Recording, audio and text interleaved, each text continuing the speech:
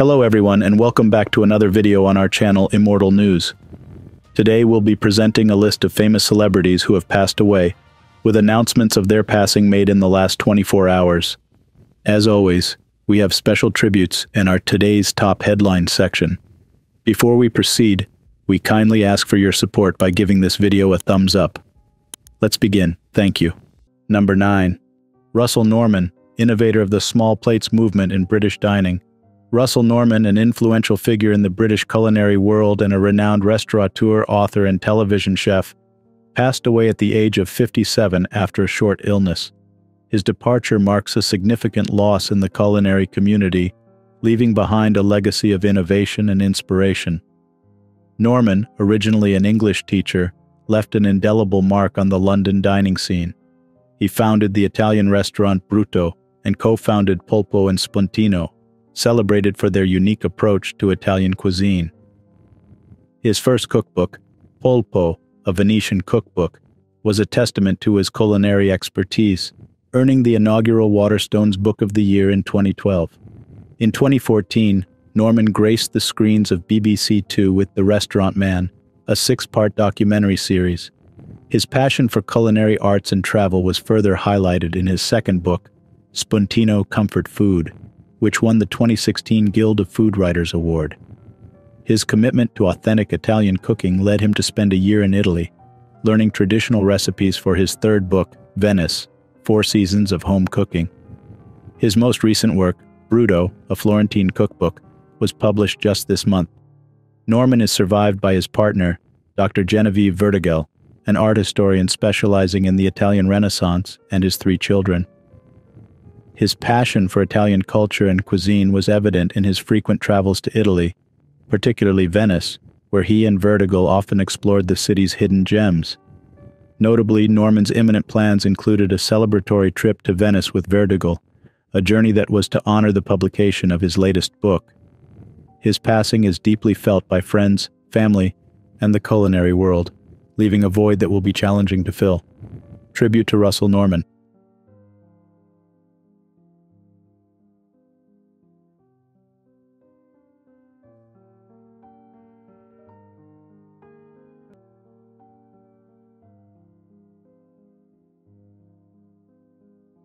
Number 8. Steve Poole, a legacy of weather forecasting and community service. Steve Poole, a renowned Seattle broadcasting pioneer and beloved weatherman at KOMO 4, passed away on November 22nd at the age of 70, following a battle with illness. His legacy in broadcasting and community service left a memorable mark on the city of Seattle. Steve's journey in broadcasting began as an intern at KOMO 4 while he was a student at the University of Washington in 1974. His talent and dedication were quickly recognized, leading to his full-time hiring in 1977, immediately after graduating. Over the years, Steve embraced various roles at the station, initially covering sports and hard news before finding his true calling in weather forecasting in 1984. As KOMO 4's chief weatherman, Steve's natural flair and expertise made him a household name in Seattle and beyond. His proficiency earned him national recognition, with frequent appearances as a fill-in on ABC's Good Morning America and a feature in GQ magazine. Steve also devoted himself to hosting KOMO 4's Miracle Network for Children's Hospital, showcasing his commitment to community involvement. In 2019, after a remarkable 42-year career in television, Steve retired. In his final show, he reflected on his journey with gratitude and pride, acknowledging that his achievements surpassed even his wildest dreams. Beyond his professional success, Steve was a family man at heart, always speaking of his wife Michelle and daughters Lindsay and Marissa with immense pride. Steve Poole's passing is a significant loss to the broadcasting community and the many lives he touched. His dedication to his craft and his community will continue to inspire future generations. Tribute to Steve Poole.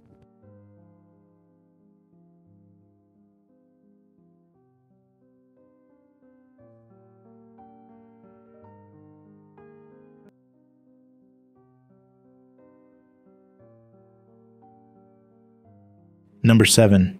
Roslyn Alba Rubius, pioneering voice in music and media for the Filipino-American community. Roslyn Alba Rubius, known as DJ Roslyn and DJ Rose, a prominent Filipino-American media personality, entrepreneur, and advocate for Asian artists, passed away on November 19th at the age of 43. The cause of her death has not been disclosed. She leaves behind a mother, 3 sisters, nieces, nephews, and an indelible legacy in the music and media industry. Born on March 12, 1980, in Los Angeles, Cobar Rubius grew up in Walnut, California, where her passion for music took root.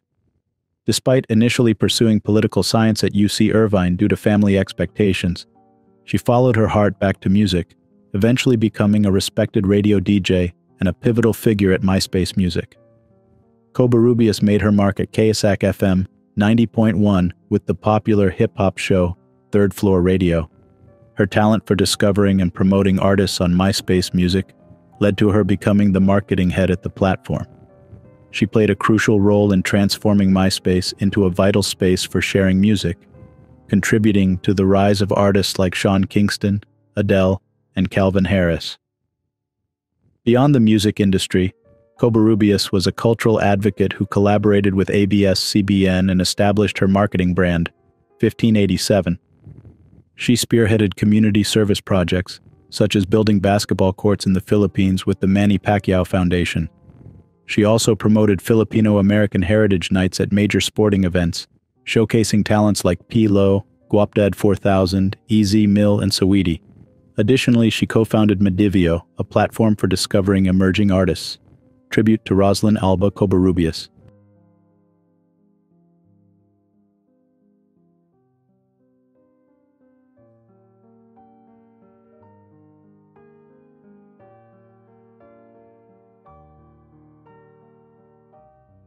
Number 6.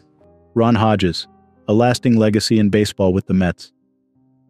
Ron Hodges, the dedicated catcher who spent his entire 12-season career with the New York Mets, passed away at the age of 74. Born in Rocky Mount, Virginia, Hodges attended Franklin County High School and Appalachian State. His journey to the major leagues began when the Mets selected him in the January 1972 amateur draft. Hodges made his debut on June 13, 1973, and quickly became known for his reliability and skill behind the plate. Over his career, Hodges achieved a .240 batting average, 19 home runs, and 147 RBIs. He played under several managers, including Yogi Berra, Joe Torre, and Davey Johnson, contributing significantly to the team's dynamics. One of Hodges' most memorable moments came in his rookie season during a critical game against the Pittsburgh Pirates. His walk-off single and involvement in the famous ball-on-the-wall play were pivotal in the Mets' pennant race that year. Beyond his on-field achievements, Hodges' character and dedication left an indelible mark. Cleon Jones, his former teammate, remembers him for the key hits and significant contributions to the team's victories. Hodges' only postseason appearance was a walk against Raleigh Fingers in the 1973 World Series, a testament to his calm under pressure. The 1981 mid-season strike was a challenging period for Hodges, reflecting the resilience and adaptability he demonstrated throughout his career. His role in Tom Seaver's return to the Mets in 1983, playing 110 games due to injuries to other players, underscored his commitment and versatility. His death is a significant loss to the baseball community, particularly the Mets, where his contributions will be forever remembered. Tribute to Ron Hodges.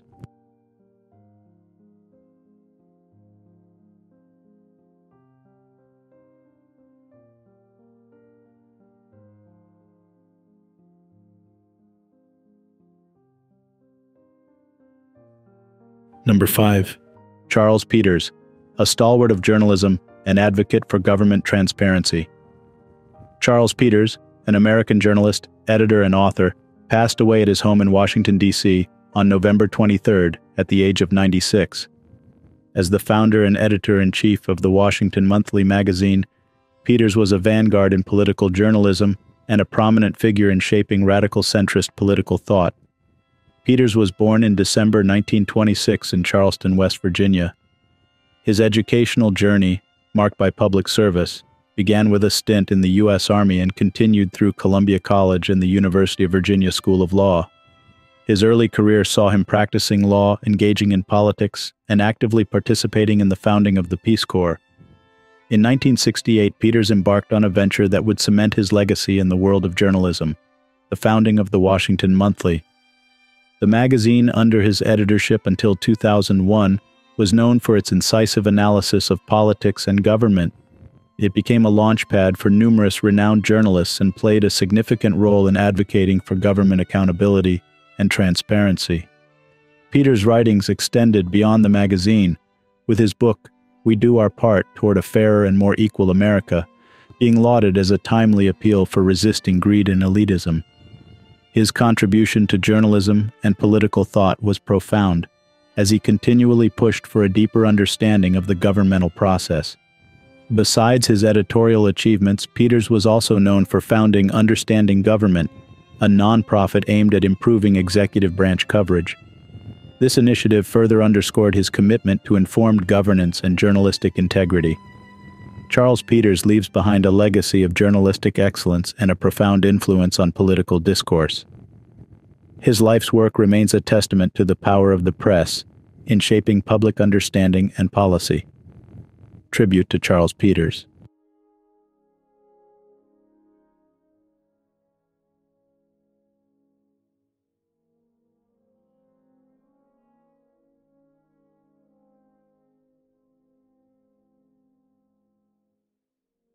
Number 4. Herb Klein, A Legacy of Service in Law and Politics. Herb Klein, an esteemed American businessman, attorney, and politician, passed away on November 24th at the age of 93. Born in Newark, New Jersey, Klein carved a distinguished path, marked by his tenure as a New Jersey representative in the United States House of Representatives from 1993 to 1995. Klein's educational journey was impressive, earning a BA from Rutgers University in 1950, a JD from Harvard Law School in 1953, and later, an LLM from New York University in 1958. His dedication to public service was evident early on, as he served in the United States Air Force from 1954 to 1956. In the realm of politics, Klein was a dynamic figure.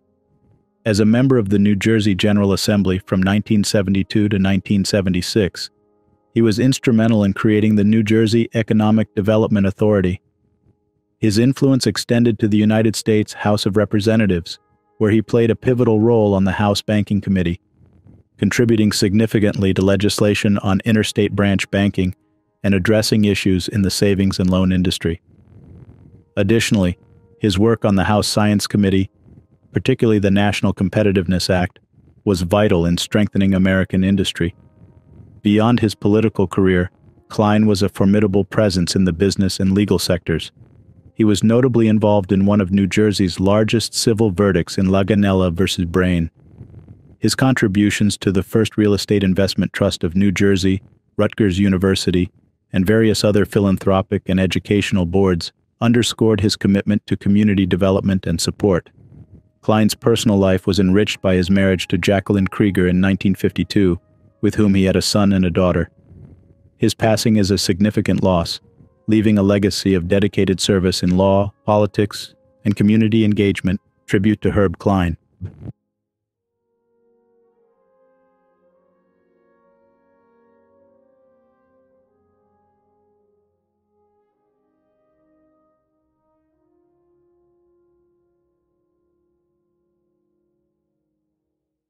Number 3. Nguyen Qui Duc, A Voice That Bridged Cultures and Narratives. Nguyen Qui Duc, a Vietnamese-American radio broadcaster, writer, editor, and translator, passed away from cancer on November 22nd at the age of 65. Born in Dalat, Vietnam in 1958, Nguyen's journey to the United States in 1975 marked the beginning of a remarkable career that spanned various forms of media and literary work. Nguyen's tenure as a radio producer and writer began in 1979, contributing to the British Broadcasting Corporation in London and Cal WFM in San Francisco. He gained prominence as the host of Pacific Time on KQD-FM Public Radio, a national program focusing on Asian and Asian American affairs from 2000 to 2006. His insightful essays found audiences in prestigious publications like the New York Times Magazine and the San Francisco Examiner. As an author, Nguyen Qui Duc gave voice to the Vietnamese experience through his book, Where the Ashes Are, the Odyssey of a Vietnamese Family. His skill as a translator was evident in his work on Behind the Red Mist by Ho An Tai, and he co-edited notable collections like Vietnam, A Traveler's Literary Companion. Nguyen's contributions to journalism and literature earned him several awards, including the Overseas Press Club's Citation of Excellence and the Edward R. Murrow Award of Excellence in Television Documentary. His documentary Shanghai Nights was a significant addition to the PBS Frontline World Series. In 2001, he was recognized as one of the 30 most notable Asian Americans by A Media. His death is a profound loss to the world of journalism and literature. Nguyen Qui Duc's legacy will be remembered for his unique ability to weave narratives that connected audiences across cultures and continents. Tribute to Nguyen Qui Duc.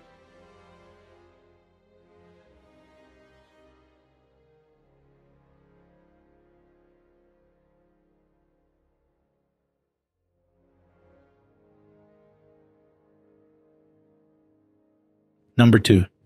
Emil Martell, a poet and diplomat's profound legacy. Emil Martell, the esteemed Quebecois poet and diplomat, born in 1941 in Amos, Abitibi-Témiscamingue, passed away on November 23rd. The Quebec Academy of Letters, where Martell served as president from 2012 to 2022, mourns the loss of a man they remember as a man of conviction. Gerald Godet, the current president of the Academy, expressed deep respect for Martell, acknowledging him as a significant poet and a person of strong beliefs. Godet emphasized that Martell's fervor and determination were invaluable during challenging times. Martell, who resided in Montreal and Saint-Jean-Port-Joli, was recognized for his contributions to Canadian literature and culture, being named an Officer of the Order of Canada in 2017. Throughout his career, he published roughly 20 works of poetry and fiction. Notably, in 1995, he was awarded the Governor-General's Award for French-language poetry for his work, Pour Orchestre et Poète Seul. His passing leaves a profound void in the Quebec and Canadian literary landscapes. His works and his dedication to the literary arts will continue to inspire and influence writers and readers alike. Tribute to Emil Martell.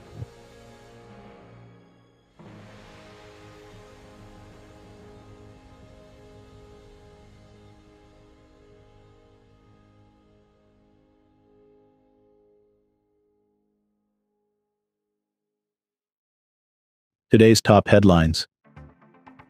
News 1. Former Paralympic star Oscar Pistorius is slated for parole release on January 5, 2024, nearly 11 years post his girlfriend Riva Steenkamp's murder. Pistorius, now 37, received a 2016 conviction with a 13-year sentence for the 2013 murder where he fatally shot Steenkamp, claiming a mistaken identity for a burglar. His impending parole requires strict monitoring, including therapy sessions and regular check-ins with a parole officer.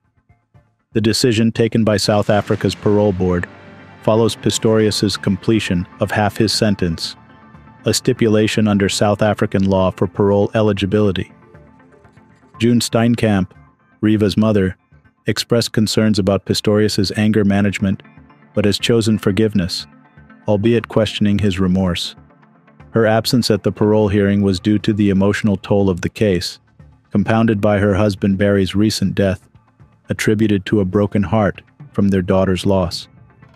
Pistorius, nicknamed the Blade Runner for his athletic prowess on prosthetics, saw his global reputation overshadowed by the case. The decision to grant parole has stirred public debate on the justice system's handling of high-profile cases. The tragedy, capturing worldwide attention, marked a stark fall from grace for the once celebrated athlete. News 2. Ron Axe, a notable former professional American football player, passed away at his home in Cornelius, North Carolina, on November 21st. A celebrated athlete, Axe made his mark in the NFL playing linebacker for 9 seasons with the Atlanta Falcons, New England Patriots, and Green Bay Packers. Axe's journey in football began at Carbondale Community High School under Coach Frank Blyer. His high school achievements led to his induction into the Carbondale Sports Hall of Fame in 2012. At the University of Illinois, coached by Pete Elliott, Axe initially played running back before transitioning to safety in his senior year. A significant highlight of his college career was being part of the Fighting Illini team that triumphed over Washington in the 1964 Rose Bowl. Ronak's legacy in football, spanning from high school heroics to a solid professional career, leaves a lasting impression in the sports world. News 3. Social media is abuzz with Paris Hilton's latest surprise announcement, the birth of her second child, a baby girl named London. The 42-year-old heiress and entrepreneur shared the delightful news on Instagram this Thanksgiving, November 23rd. Hilton, known for her dynamic presence in the American socialite circle, revealed the addition to her family, with husband Carter Reum, through a charming Instagram post. It featured an image of a cozy pink pajama set elegantly embroidered with the name London on the collar. Expressing her joy, Hilton captioned the post, "Thankful for my baby girl." Enhancing the adorable announcement, she included a pair of hot pink, heart-shaped sunglasses and a brown knitted toy bunny alongside the baby's new outfit. The couple, who are already parents to son Phoenix Barron, have yet again caught their followers and fans by surprise with this heartwarming news, adding another layer of happiness to their growing family. News 4. Tom Larson, a cherished figure in Boston's sports broadcasting scene, has died at the age of 84. Larson, known for his engaging coverage of the Bruins and Red Sox, passed away in Fredericksburg, VA, due to cancer complications, his son Jeff confirmed. Born Lanny Lee Larson in Missouri, Larson moved to Boston in 1969, initially serving as the public affairs director at Channel 38. His versatility shone through as he hosted a talk show and became a beloved sports host. His work with Channel 38's youth hockey segment, Mini One-on-One, remains a fond memory for many. Larson's voice became synonymous with Boston sports during his tenure as WHDH Radio's sports director from 1981 to 1988. He gained recognition as Best Sportscaster in Boston Magazine in 1983. News 5. Rochelle Pate, affectionately known as the Food Soldier, sadly passed away at 58. An esteemed U.S. Air Force veteran, Pate was a beacon of hope in Columbus, dedicating her life to battling hunger. Her unexpected death on November 13th has left the community in mourning. Pate's unwavering mission to feed thousands in central Ohio was driven by her conviction that hunger is not an issue of charity, it is an issue of justice. Her commitment to this cause was not just a service but a personal war against hunger, often seen wearing her military fatigues as a symbol of this battle. News 6. Emilia Brangefelt, a talented Swedish trail runner and world championship medalist, has tragically passed away at just 21 years old. Brangefelt, known for her impressive achievements in trail running, including a bronze at the World Mountain Running Championships and a gold medal at the Swedish Championship, experienced a sudden decline in health following 2 strenuous long-distance runs. In a heartfelt Instagram post before her untimely death, Brangefelt shared her struggles with an alarmingly high heart rate, which severely hindered her training and daily life. Despite multiple medical consultations, the cause of her health issues remained unidentified. The news of her passing was confirmed by Swedish athletics, leaving the athletic community in shock and sorrow. Kajsa Bergqvist, the Swedish national athletics team head coach, described Brangefelt as a forward-thinking, delightful, and talented young woman with a bright future tragically cut short. Number 1. Heidelinde Weiss, a stalwart of stage and screen. Heidelinde Weiss, a distinguished Austrian-German actress, director, and singer, passed away at the age of 83. Born Heidelinde Duna in 1941, she was the daughter of a commercial employee. Weiss began her acting journey at the young age of 14, playing the lead in a school adaptation of Hans in Luck. Her formal training at the Max Reinhardt Seminar in Vienna led her to a key role in the ensemble of the theater in der Josefstadt in Vienna. Making her film debut in 1959 in Ich heirate Herrn Director, Weiss portrayed a determined stenotypist, marking the beginning of a vibrant career. She was married to theater producer Helmuth Duna for nearly 4 decades, often touring with his theater company.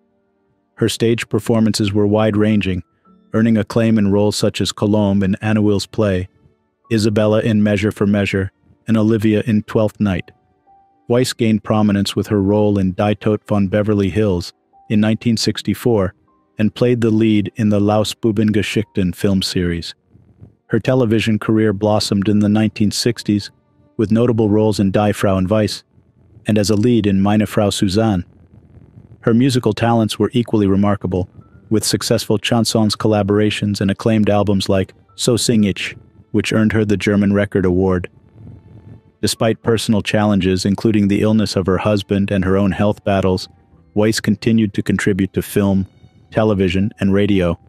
She actively engaged in charitable work, particularly in projects related to her experiences with illness. Her autobiography, Das Beste kommt noch, was released in 2022, encapsulating her rich life and career. Tribute to Heidel and Weiss.